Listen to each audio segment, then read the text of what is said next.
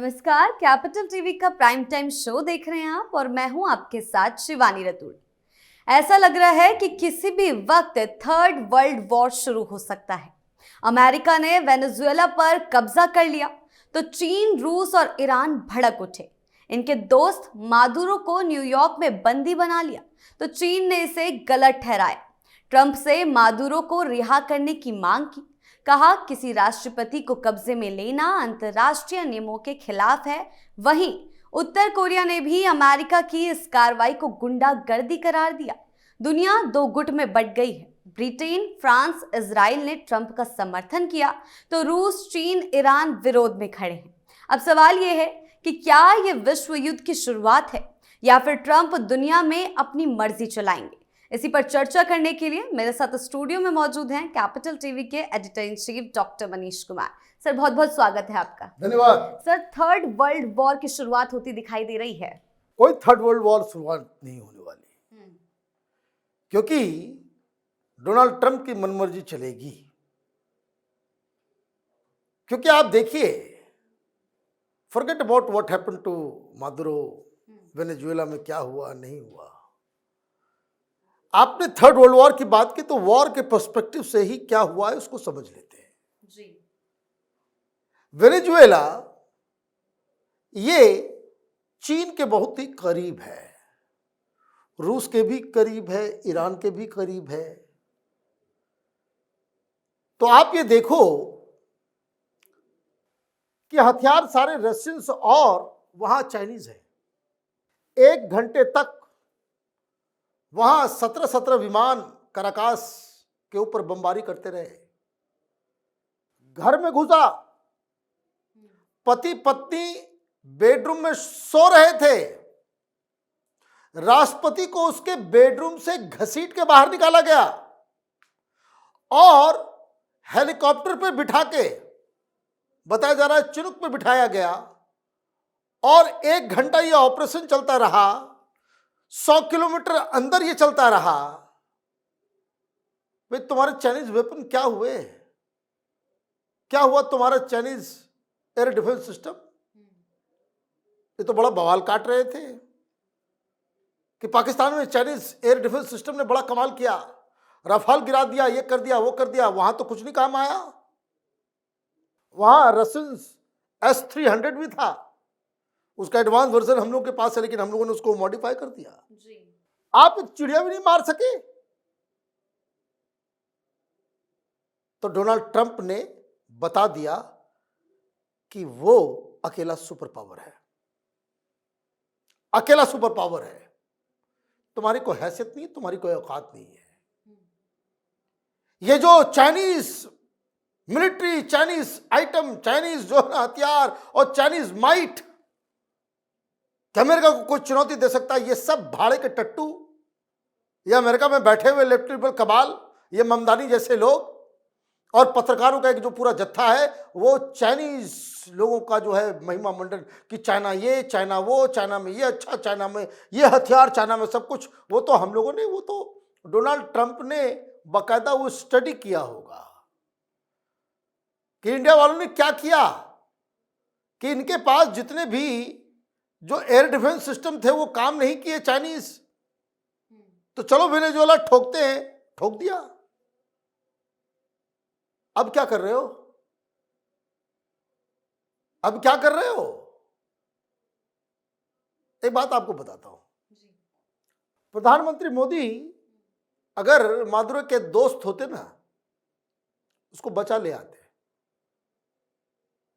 क्योंकि अब तो क्रिस्टल क्लियर हो गया कि किस तरीके से शेख हसीना को भीड़ के द्वारा काट काट देने की तैयारी थी जी। कि घुस के मार देना है। और यह बात वहां के इंटेलिजेंस, वहां के आर्मी चीफ ने बताया कि ये तो हमारे पास रिपोर्ट आ गया था कि भीड़ घुसेगी और शेख हसीना को खत्म कर देगी, मार देगी। मोदी दोस्त है, भारत दोस्त था उस सरकार का। बांग्लादेश के लोगों के साथ कोई दुश्मनी नहीं है। वहां जिहादी हमारे दुश्मन है, वहां की सरकार हमारी दुश्मन है जी। है ना? तो शेख हसीना को मौत के मुंह से मोदी ने बाहर निकाल लिया, अपने घर में रखे हुए। तो दुनिया जहां जिसको जो करना है करते रहो, नहीं जाएगी वापस। दोस्त कह दिया तो कह दिया। चाइना को क्या हुआ भाई? चाइना को क्या हुआ? चाइना को मदद करना चाहिए था। अभी तक तो अमेरिका के किसी जगह पे मिसाइल ठोक देना चाहिए था, तब तो वॉर होगा। अरे ये कायर है, चाइनीज कायर है। गलवान में जो पिटाई हम लोगों ने की है ना, हिम्मत खत्म हो गई इन लोगों की। लेकिन दुनिया को क्या मैसेज गया? ये डरपोक दोस्त है, ये टाइम पे आपके साथ खड़ा नहीं होगा, टाइम पर आपके साथ खड़ा नहीं होगा। इमरान खान एक और एग्जाम्पल है कि चीन से तो बड़े अच्छे रिश्ते थे, तो वहां रिजीम चेंज किसने करवाया? अमेरिका ने करवाया, पेंटागन ने करवाया। यह मुनीर को चीन से नहीं, अमेरिका के द्वारा स्थापित किया गया है। इमरान खान को नहीं बचा सके। अमेरिका घुसा, चाइना भागा। डरपोक है, भाग खड़े हो गए। अब एक और मित्र है, अब 1-2 दिन में वहां भी कांड हो जाएगा। अभी कांड का सिस्टम बहुत है। अभी ईरान को कहा जा रहा है कि अभी तो फोड़ेंगे तुमको। लेकिन लैटिन अमेरिका में अभी 3 देशों को और निशाना कर दिया गया कि सुधर जाओ। जैसे अभी घुस करके मादुरो को उठा के ले आए, तो 3 देशों के ऊपर अभी क्लियर एंड प्रेजेंट डेंजर, हालत खराब है वहां सबकी। कौन कौन से मुल्क है ये? मैक्सिको, ये है कोलंबिया, और तीसरा है क्यूबा। कभी भी एक्शन हो सकता है। ये 3 देशों क्या ऑब्जेक्टिव क्या है? यही ऑब्जेक्टिव है कि तुम हमारे सानिध्य में रहोगे, हमारे आसपास रहोगे, तुम चाइनीज को घुसाओगे अंदर, तुम रशियंस को घुसाओगे अंदर, हमारे दुश्मनों को आप यहां पे जगह दोगे, तो हम तुम्हारे साथ दुश्मन की तरह ही बिहेव करेंगे। और मदद लेनी है, बुला के ले आओ, जिसको लेकर के आना। ये क्लियर कट है। At least Donald Trump is honest about Venezuela कि हम वहां ऑयल खरीदने जा रहे हैं, ऑयल की लूट मचाने जा रहे हैं, हम वहां से कमाएंगे पैसा। ये वेनेजुएला की ऑयल इंडस्ट्री को हमने तैयार किया, हमने सब कुछ किया, और अचानक से वामपंथी सरकार आती है और वहां सब कुछ जो है, जैसे हम लोगों ने बांग्लादेश को इतना बड़ा किया और अचानक से कोई आ गया और वो सब कुछ पॉलिसी बदल दिया, एंटी अमेरिका हो गया, जैसे एंटी इंडिया हो गया बांग्लादेश के अंदर। तो फिर हम लोगों को भी एक रास्ता दिखा गए डोनाल्ड ट्रंप कि फरवरी 12 तक इंतजार करना, उसके बाद अगर इधर उधर करे तो ठोक डालो। अब दिक्कत क्या हो रही है? दिक्कत ये हो रही है कि भाई तो बचाने कोई आएगा नहीं। पाकिस्तान में बवाल मचा हुआ है कि मैं बार बार कह रहा हूं कि Pakistan is in deep shit, बहुत गंदा फंस गया है। कारण कि वो डोनाल्ड ट्रंप को बहुत सारे वादे करके आ गया।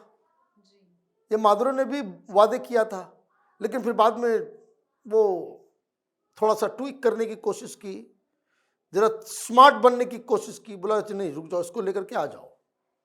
अब यही काम पाकिस्तान में भी टेररिज्म है। पाकिस्तान को कहा गया भाई 3 airbase, 1 port, rare earth material, ये सब चाहिए हमको, और तुमको 10,000 ट्रुप्स जो है वो गाजा भी भेजना पड़ेगा, हमास से लड़ना पड़ेगा। और अगर आप इसमें जरा सा ट्वीकिंग करने की कोशिश की तो फिर मादुरो वाला हाल मुनीर का होगा।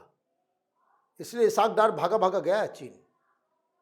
और चीन की फितरत है, वो किसी की मदद के लिए नहीं आएगा, किसी की मदद के लिए नहीं आएगा। ये इस ओल्ड मैन यूनुस को भी समझ में आ जाना चाहिए कि जब एक्शन होगा, ये चाइना वाले सबसे पहले भागने वाले हैं। आपका सारा हथियार, सारा सब कुछ धरा का धरा रह गया।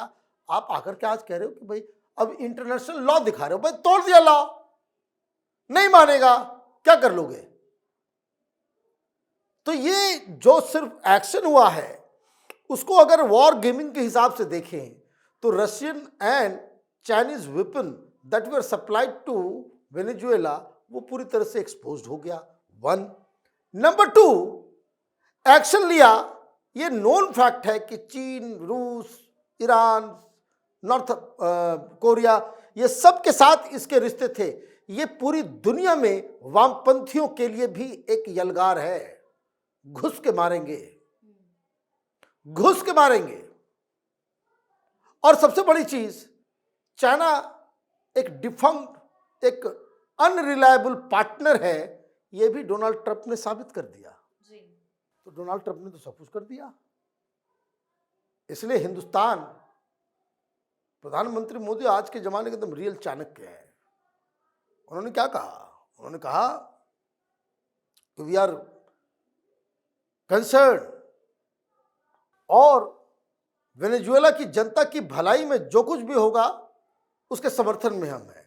तो डोनाल्ड ट्रंप भी तो यही कह रहे हैं कि वेनेजुएला के लोगों को पैसे की जरूरत है, उसके वेलफेयर की ज़रूरत है। ये यहाँ वामपंथी, ये वायरस वाले लोग जो हैं, लेफ्ट वायरस के लोग वहाँ पे सत्ता में काबिज थे, ये तानाशाही थे।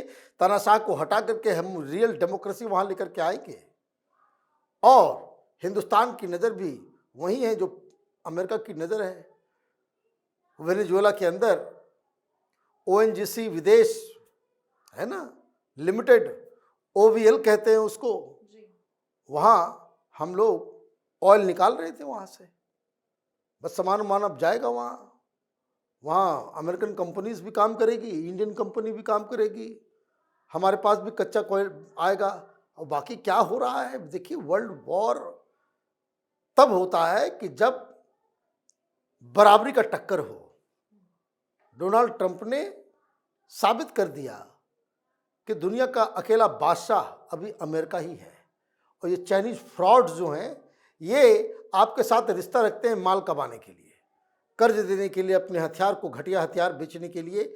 और जब मौका आता है रियल मदद का, भाई अभी तक आप मिसाइल, शिप, सब कुछ अगर आप मिलिट्री के रूप में अगर आपने मदद की होती, तब लोग कहते कि ना, चाइना एक जो है रिलायबल दोस्त है, जैसे मोदी ने शेख हसीना के साथ किया, वे बचा करके ले आए। तो ये जो है वो चाइना भी इस तरह से पूरी तरीके से एक्सपोज हो गया।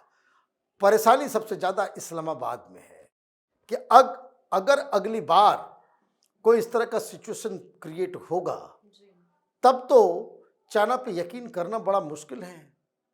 तो ये जो घटना घटी है, पूरी दुनिया के लिए एक बहुत बड़ा सबक है। जी, बहुत बहुत धन्यवाद आपका इन तमाम जानकारियों के लिए। धन्यवाद। तो कुल मिलाकर अमेरिका की ये कार्रवाई सिर्फ एक देश या एक नेता के खिलाफ नहीं है, बल्कि पूरी वैश्विक व्यवस्था और अंतर्राष्ट्रीय कानूनों के लिए एक चुनौती है।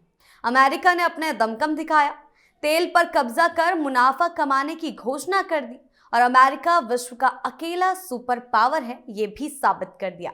रही बात विरोध की, तो इसका असर ट्रंप पर नहीं पड़ने वाला है। भारत ने भी न्यूट्रल रहकर सही फैसला लिया है।